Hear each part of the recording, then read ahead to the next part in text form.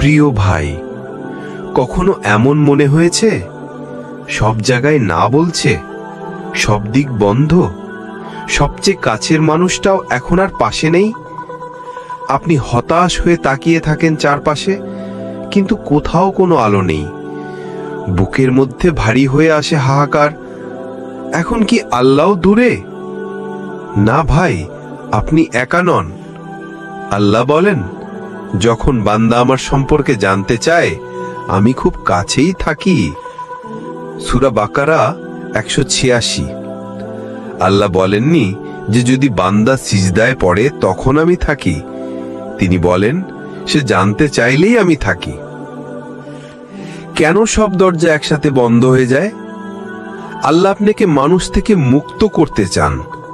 আপনি এতদিন মানুষকে ভরসা করছিলেন। সম্পর্ক, টাকা, ক্ষমতা সবকিছুই ছিল আশ্রয়। তাই আল্লাহ চাচ্ছেন আপনি শুধু তাকেই ডাকুন। আল্লাহই যথেষ্ট সাহায্যকারী ও অভিভাবক। সূরা নিসা 45। আল্লাহ আপনাকে নতুন দরজার জন্য প্রস্তুত করেন। যে দরজায় আপনি বারবার কড়া নেড়েছেন, আল্লাহ জানেন সেখানে কল্যাণ নেই, তাই সব বন্ধ করে দিচ্ছেন যাতে আপনি তার দরজায় আসেন। আল্লাহ শুনতে চান আপনার কান্না। কিছু দরজা বন্ধ হয় শুধু যেন আপনি বলেন, ইয়া আল্লাহ, আমি আর কাউকে চাই না, শুধু তোমাকেই চাই। তোমার রব বলেছেন, আমাকে ডাকো, আমি সাড়া দেব। সূরা গাফির 60। সব দরজা বন্ধ হওয়া মানে আপনি শেষ নন, বরং আপনি আল্লাহর সবচেয়ে কাছে চলে এসেছেন। এটা সেই সময় যখন আপনি মাথা নত করেন আর আল্লাহ খুলে দেন যে দরজা কেউ দেখেনি, এমনকি আপনি নিজেও না। মানুষ যখন মুখ বন্ধ করে, আল্লাহ তখন দরজা খোলেন। আপনার ভাঙা মনটাই এখন সবচেয়ে বড় শক্তি, কারণ সেটাই তো আপনাকে সিজদায় নিয়ে যাবে। এই গল্পের শুরু এখান থেকে। যখন সব বন্ধ, তখনই আল্লাহ শুরু করেন তার লেখা। আমরা দোয়া করি, হে আল্লাহ, আমাকে ভালো কিছু দাও। কিন্তু যখন একটা সুযোগ হাতছাড়া হয়, চাকরি মিস হয়, কোনো সম্পর্ক ভেঙে যায়, পরীক্ষায় ফেল করি, তখন আমরা প্রশ্ন করি, আল্লাহ কেন আমার দোয়ার জবাব দিলেন না? আসলে আল্লাহ জবাব দিয়েছেন, তবে তার ভাষায়, না আপনার ভাষায়। আল্লাহ বলেন, তোমরা হয়তো এমন কিছু অপছন্দ করো যা তোমাদের জন্য কল্যাণকর। সূরা বাকারা 216। আমরা দেখি সামনে, আল্লাহ দেখেন চূড়ান্ত ফলাফল। আল্লাহ দরজা বন্ধ করেন 3টি দয়ার জন্য। সেই দরজায় ফিতনা ছিল, আপনি জানতেন না। আপনি হয়তো প্রেম চাচ্ছেন, কিন্তু সেই সম্পর্ক আপনাকে নামাজ থেকে সরিয়ে দিচ্ছিল। আপনি হয়তো কোনো চাকরি চাচ্ছেন, কিন্তু সেটা আপনাকে হারামে ডুবিয়ে দিচ্ছিল। আল্লাহ জানতেন আপনি ক্ষতিগ্রস্ত হবেন, তাই দরজা বন্ধ করলেন যেন আপনি বাঁচেন। আল্লাহ বড় কিছু রাখতে চান, তাই ছোটটা সরিয়ে দেন। আপনি ছোট কিছু আঁকড়ে ধরেছেন, কিন্তু আল্লাহ আপনাকে প্রস্তুত করছেন বড় কিছু দেওয়ার জন্য। যদি তোমরা কৃতজ্ঞ হও, আমি তোমাদের আরো দেব। সূরা ইব্রাহিম 7। আল্লাহ আপনাকে নিজের কাছে ফেরাতে চান। আপনি গাফেল হয়ে যাচ্ছিলেন, নামাজ ছাড়ছিলেন, দোয়া ভুলে গিয়েছিলেন, তাই কিছু দরজা বন্ধ করে আল্লাহ চেয়েছেন আপনি আসল দরজায় তার কাছে ফিরে আসুন। সবসময় যা চাই তা পাওয়া মঙ্গল নয়। সবসময় যা পাওয়া যায় না, তাই হতে পারে আল্লাহর দয়ার চিহ্ন। আল্লাহ যখন কিছু দেন, তিনি রহমত দেন। আল্লাহ যখন কিছু রাখেন, তখনও তিনি রহমত দেন। কারণ আল্লাহ শুধু আপনার দুনিয়ার চিন্তা করেন না, তিনি আপনার আখিরাতও নিরাপদ করতে চান। জীবনে কখনো কি এমন কিছু ঘটেছে যেটা আপনি কল্পনাও করেননি, কিন্তু সেটা ছিল আপনার জন্য সবচেয়ে বড় নেয়ামত? হঠাৎ কারো সাথে দেখা হওয়া, একটি ফোন কল, একটি কথা, একটি ছোট্ট সিদ্ধান্ত, আর সেই জায়গা থেকেই খুলে গেছে এক বিশাল দরজা। আপনি চাইলেন না, কিন্তু আল্লাহ দিলেন, কারণ আপনি তখনও বোঝেননি কোনটা আপনার জন্য ভালো। আল্লাহ বলেন, আর তিনি তোমাদের এমন জায়গা থেকে রিজিক দেবেন যেখান থেকে তোমরা কল্পনাও করতে পারো না। সূরা তালাক ৩। যে দরজার অস্তিত্ব আপনি জানতেন না, আল্লাহ সেই দরজাও খুলে দেন যদি আপনি তার উপর ভরসা রাখেন। যে দরজাগুলো আপনি খোঁজেননি, সেগুলোর পেছনে থাকে আল্লাহর ৩টি রহমত। আল্লাহ আপনাকে দেখান আপনি নিজের জন্য জানেন না কি ভালো। আপনি হয়তো বলেছিলেন এই চাকরিটা দরকার, আল্লাহ বললেন না, আমি তোকে নেতৃত্ব দেব অন্য পথে। আপনি হয়তো কারো ভালোবাসা চেয়েছিলেন, আল্লাহ দিলেন হিদায়াতের আলো, যেটা আরো গভীর ও চিরস্থায়ী। আপনি যখন দোয়া করেছিলেন, আল্লাহ গ্রহণ করেছিলেন, কিন্তু নিজের উপায়ে। তোমরা যদি আল্লাহর উপর ভরসা করো, তবে তিনি এমন ভাবে রিজিক দেবেন যেমন সে পাখিকে রিজিক দেয়, যায় খালি পেটে, ফিরে আসে পরিপূর্ণ পেটে। তিরমিজি। পাখি জানে না সে কোথায় যাবে, কিন্তু আল্লাহ জানেন সে কোথায় পাবে। আপনার জীবনও ঠিক সেভাবেই চলছে। আল্লাহ নিজের ভালোবাসার প্রমাণ দেন অপ্রত্যাশিত ভাবে। আপনি হয়তো ভুলে গিয়েছিলেন দোয়া, কিন্তু আল্লাহ ভুলেননি। আপনি হয়তো আশা ছেড়ে দিয়েছিলেন, কিন্তু আল্লাহ আপনার জন্য পথ খোলা রেখেছেন। তোমরা আমাকে স্মরণ করো, আমি তোমাদের স্মরণ করব। সূরা বাকারা ১৫২। মানুষ যা খোঁজে তা সবসময় দরকারি না, কিন্তু আল্লাহ যা দেন তা সব সময় উপকারী। আপনি হয়তো চাননি, কিন্তু আল্লাহ জানতেন আপনার প্রয়োজন।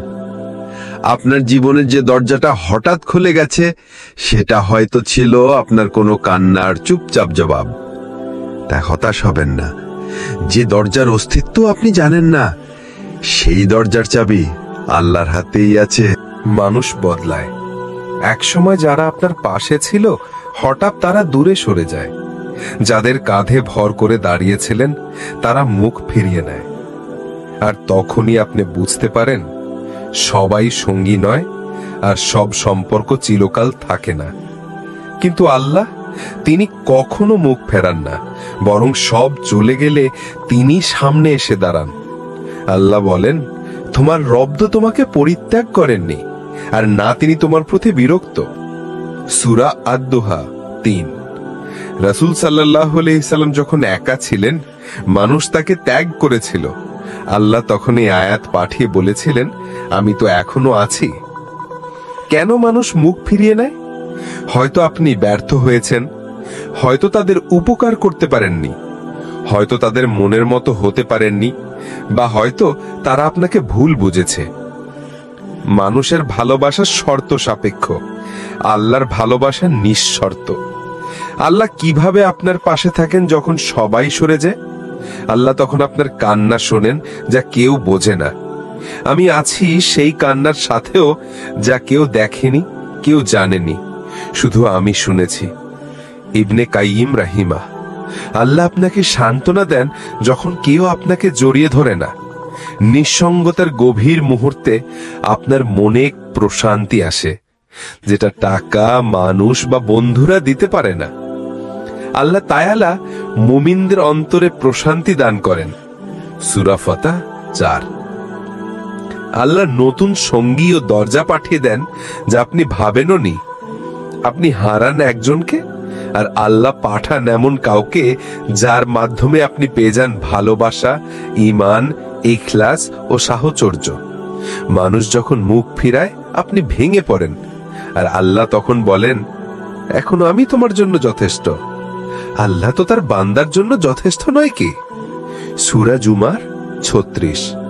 মানুষ যখন যায়, মনে করুন আল্লাহ আপনাকে শিখাচ্ছেন, তুমি একা নও, আমি আছি।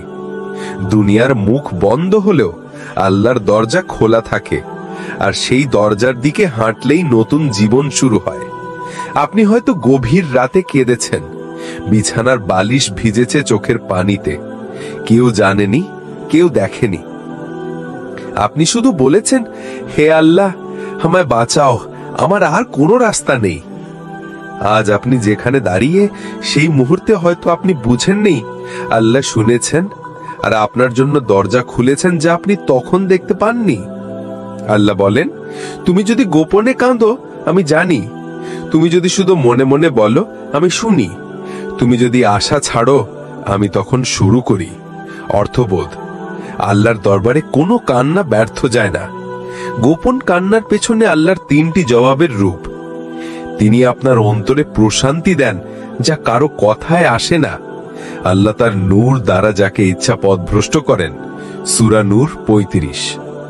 আপনি হয়তো সমস্যার সমাধান পাননি, কিন্তু আল্লাহ দিয়েছেন এক অদ্ভুত প্রশান্তি যেটা আপনাকে শক্ত রাখে। তিনি এমন দরজা খুলে দেন যা আপনি চাইলেনও না। আপনি শুধু বলেছিলেন বাঁচাও, আর আল্লাহ দিলেন পথ, সহায়তা, এমনকি নতুন সুযোগ যেটা আপনার কল্পনার বাইরে ছিল। আল্লাহ তোমার পেছনে কান্না দেখেছেন, তাই তিনি সামনের রহমতের বৃষ্টি পাঠিয়েছেন। আপনি আপনার কাহিনীকে উদাহরণের রূপ দেন যেন অন্যেরাও আশাবাদী হয়। আপনি হয়তো ভেঙে পড়েছিলেন, কিন্তু এখন আপনি দাঁড়িয়ে আছেন, আর কেউ একজন আপনাকে দেখে সাহস পাচ্ছে। আল্লাহ বলেন, হয়তো আজকে তোমার দোয়া শুধু তোমার জন্য নয়, আরেকজনের জীবনের জন্য। আপনার কণ্ঠ রুদ্ধ হয়ে গেলেও আপনার কান্না পৌঁছেছে আসমানে, কারণ কান্নার ভাষা আল্লাহ সবচেয়ে ভালো বোঝেন। আপনি চুপ করেছিলেন, আল্লাহ বলেননি কিছু, কিন্তু তিনি আপনার জন্য প্ল্যান করেছেন আপনার চোখের পানি গোনার সময় থেকেই। এখন আপনি দাঁড়িয়ে আর আপনি ভাবছেন, ওই রাতের কান্নার জবাব এটাই ছিল? হ্যাঁ ভাই, এটাই। আপনার জীবনে কখনো এমন সময় এসেছে কি যখন কিছুই ঠিক হচ্ছিল না, মনে হচ্ছিল সব শেষ? ঠিক তখনই যদি হঠাৎ নতুন কিছু খুলে যায়, তাহলে আপনি বুঝবেন আল্লাহ ছিলেন, আছেন, থাকবেন, আর তার দরজা কখনো বন্ধ হয় না। এই কথাটাই প্রমাণিত হয়েছিল সাহাবীদের জীবনে, যারা রাসূল সাল্লাল্লাহু আলাইহি ওয়াসাল্লামের সাথী হয়ে বিশ্বকে দেখিয়ে গিয়েছেন অদৃশ্য দরজাগুলো কেমন করে খোলে। একজন সাহাবীর গল্প, হযরত খাব্বাব বিন হাররাত রাদিয়াল্লাহু আনহু। তিনি ছিলেন একজন দাস। তাকে আগুনের কয়লার উপর শুইয়ে নির্যাতন করা হতো, তবুও তিনি ইসলামের পথ ছাড়েননি। মানুষ কিছুই দিচ্ছিল না, সমাজ তাকে প্রতিনিয়ত অপমান করছিল, কিন্তু কিছুদিন পর তিনি সেই সাহাবী হয়ে উঠলেন যার কথায় অন্য সাহাবীরা নীরব হতেন। আমি দুনিয়াতে কোনো সম্মান চাই না, কারণ আমার প্রতিদান আল্লাহর কাছে। খাব্বাব রাহ। আরেকজন সাহাবীর গল্প, হযরত সালমান ফারসি রাদিয়াল্লাহু আনহু। তিনি ছিলেন একজন পারস্যের রাজ পরিবারের ছেলে, কিন্তু সঠিক ধর্মের খোঁজে দাস হয়ে গেছিলেন অজানা আরব মরুভূমিতে। সব দরজা যেন তার জন্য বন্ধ হয়ে যাচ্ছিল, কিন্তু আল্লাহ তার জন্য খুলে দিলেন এমন দরজা যার পরিণামে তিনি হয়ে গেলেন রাসূলের ঘনিষ্ঠ সাহাবী, এমনকি খন্দকের যুদ্ধের পরিকল্পনাকারী। তিনি খুঁজেছিলেন সত্য, আল্লাহ দিলেন তাকে রাসূলের সান্নিধ্য। বদরের দিন এক অলৌকিক বিজয়ের দরজা। মুসলিম ছিলেন মাত্র 313 জন, অস্ত্র কম, খাদ্য কম, যুদ্ধের অভিজ্ঞতা কম, আর কাফির বাহিনী ছিল 3 গুণেরও বেশি। কিন্তু আল্লাহ অদৃশ্য দরজা খুলে দিলেন। হাজারো ফেরেশতা নেমে এলো সহায়তা নিয়ে। তোমাদের সাহায্য করেছিলাম ফেরেশতাদের দ্বারা। সূরা আল ইমরান 124। আপনার দরজা যেমন বন্ধ হয়ে গেছে, তেমনি হয়েছিল সাহাবীদেরও, কিন্তু তারা হাল ছাড়েননি, আর আল্লাহ তাদের সম্মানিত করলেন। দরজা যদি একটার পর একটা বন্ধ হয়, তাহলে ভাববেন সাহাবীরা যেভাবে প্রতীক্ষা করেছেন, আমাকেও সেইভাবে অপেক্ষা করতে হবে। কারণ সাহাবীদের মতো ধৈর্য রাখলে আপনিও পাবেন সাহাবীদের মতো সম্মান ইনশাআল্লাহ। আপনার সামনে যদি সবকিছু বন্ধ হয়ে যায়, তাহলে আপনাকে খুঁজে নিতে হবে 3টি চাবি: দোয়া, অন্তরের কান্না, ধৈর্য, চুপচাপ অপেক্ষা, তাওয়াক্কুল, আল্লাহর উপর নির্ভরতা। এই 3টি একসাথে হলে আল্লাহ এমন দরজা খুলে দেন যেটা আপনি কল্পনাও করতে পারেননি। আল্লাহ বলেন, যে আল্লাহর উপর ভরসা করে তার জন্য তিনিই যথেষ্ট। সূরা তালাক 3 নম্বর আয়াত। আপনি যতই দোয়া করুন, তবু দেরি হচ্ছে, তবে বুঝুন আল্লাহ আপনাকে গড়ে তুলছেন। দোয়া আসমানের কানে ফিসফিসানি। দোয়া মানে শুধু কথা বলা নয়, দোয়া মানে হৃদয়ের দরজা খোলা রাখা। তোমার রব বলেছেন, আমাকে ডাকো, আমি তোমাদের ডাকে সাড়া দেব। সূরা গাফির 60 নম্বর আয়াত। আপনি যদি সত্যিকার দোয়া করেন, আল্লাহ আপনাকে ভুলে যান না, তিনি আপনাকে সাজিয়ে তোলেন। ধৈর্য যখন কিছুই হয় না কিন্তু আপনি হাল ছাড়েন না, নিশ্চয়ই আল্লাহ ধৈর্যশীলদের সাথে আছেন। সূরা বাকারা 153 নম্বর আয়াত। ধৈর্য মানে চুপচাপ বসে থাকা নয়, ধৈর্য মানে অন্তরের কষ্ট নিয়েও নামাজে দাঁড়িয়ে যাওয়া। তাওয়াক্কুল আমি পারি না কিন্তু আল্লাহ পারবেন। আপনি সব চেষ্টা করেছেন, এখন সময় আল্লাহর ওপর নির্ভর করার।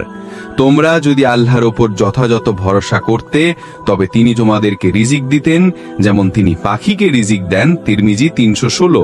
পাখি জানে না কোথায় খাবার, তবুও সে আকাশে ওড়ে, কারণ তার তাওয়াক্কুল আছে। 3টি চাবি মানে 3টি অজস্র দরজা খুলে দেওয়ার পথ। দোয়া খুলে দেয় আসমানের দরজা, ধৈর্য রাখে হৃদয় স্থির, তাওয়াক্কুল এনে দেয় অবিশ্বাস্য সমাধান।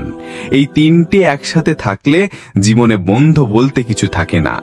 তুমি শুধু ডাকো মানে দোয়া করো, চুপ করে থাকো মানে ধৈর্য ধরো, আর বিশ্বাস করো মানে তাওয়াক্কুল করো। আল্লাহ দেখবেন কখন কোথা থেকে দরজা খুলবে, কারণ দরজা খোলার ক্ষমতা আপনার হাতে নয়, চাবিগুলো আপনার কাছে আছে। দরজাগুলো খুলবেন আল্লাহ নিজে। আপনি হয়তো জীবন থেকে একটি মাত্র জিনিস চেয়েছিলেন, একটি সুযোগ, একটা সম্পর্ক, একটা সমাধান, কিন্তু আল্লাহ সেই একটি জিনিস না দিয়ে দিলেন 7টা অন্য কিছু যা আপনি চেয়েও পাননি। এটাই আল্লাহর কুদরতি হিসাব। তিনি একটি দরজা বন্ধ করে আপনার সামনে 7টা দরজা খুলে দেন, যেটা কেউ কল্পনাও করতে পারে না। আল্লাহ বলেন, যে আল্লাহর উপর ভয় করে তার জন্য তিনি পথ খুলে দেন, আর রিজিক দেন এমন জায়গা থেকে যেখান থেকে সে কল্পনাও করতে পারে না। সূরা তালাক 2-3 নম্বর আয়াত। আল্লাহ যখন একটি দরজা বন্ধ করেন, 7টা নতুন দরজা কিভাবে খুলে দেন? আল্লাহ আপনাকে দেন এমন কিছু যেটা আপনার দোয়ার চেয়েও ভালো। আপনি চেয়েছিলেন কিছুদিনের জন্য শান্তি, আল্লাহ দিলেন এমন হেদায়েত যা দিয়ে পুরো জীবন বদলে গেল। তোমরা যা চাও আমি তার চেয়ে উত্তম রাখি তোমাদের জন্য। তাফসীর ইবনে কাসির। আল্লাহ আপনাকে রক্ষা করেন অজানা ক্ষতি থেকে। আপনি বুঝেননি, কিন্তু যেটা আপনি চাইছিলেন তা হয়তো আপনার ঈমান বা জীবনের জন্য মারাত্মক ক্ষতিকর ছিল। তাই একটা দরজা বন্ধ করে আল্লাহ আপনাকে নিরাপদ রাখেন এবং নতুন দরজা তৈরি করেন। আল্লাহ আপনাকে গড়ে তোলেন বড় কিছু পাওয়ার উপযুক্ত করে। যে দরজা আপনি হারালেন তা আপনাকে শিখিয়েছে ধৈর্য, তাওয়াক্কুল, দোয়া, আর এই 3টিই আপনাকে পৌঁছে দেয় আরো বড় সফলতার সামনে। একটি না পাওয়া জিনিস কখনো কখনো 7টি প্রাপ্তির দরজা খুলে দেয়। আপনি শুধু হারানো দেখেছেন, আল্লাহ দেখেন প্রস্তুতি আর পুরস্কার। আল্লাহ কখনো আপনার জীবন থেকে কিছু সরিয়ে দেন এই জন্যে নয় যে আপনি কম পেয়েছেন, বরং আপনি বেশি পাবেন বলে। এক দরজা বন্ধ মানে শেষ নয়, 7টা নতুন শুরু অপেক্ষা করছে, শুধু আপনি সেটা এখনো দেখেননি। আপনি হয়তো এখন এমন এক জায়গায় দাঁড়িয়ে যেখানে মনে হচ্ছে আর কিছুই বাকি নেই, সব চেষ্টা ব্যর্থ, সব আশা শেষ, সব দরজা বন্ধ। কিন্তু আল্লাহর লেখা কি শেষ হয়েছে? আপনার কাহিনী কি এখানেই শেষ? না ভাই, আল্লাহ বলেন তোমার রব তো তোমাকে পরিত্যাগ করেননি, আর না তিনি তোমার প্রতি বিরক্ত হয়েছেন। সূরা আদ-দোহা 3 নম্বর আয়াত। এই আয়াত নাজিল হয়েছিল রাসূল সাল্লাল্লাহু আলাইহি ওয়াসাল্লামের জীবনের এমন সময় যখন তিনি কষ্টে, নিঃসঙ্গতায় ছিলেন, আর মানুষ বলছিল তার উপর ওহী আসা বন্ধ হয়ে গেছে। কিন্তু আল্লাহ বলেন, আমি এখনো লিখে যাচ্ছি, তোমার গল্প এখনো শেষ হয়নি।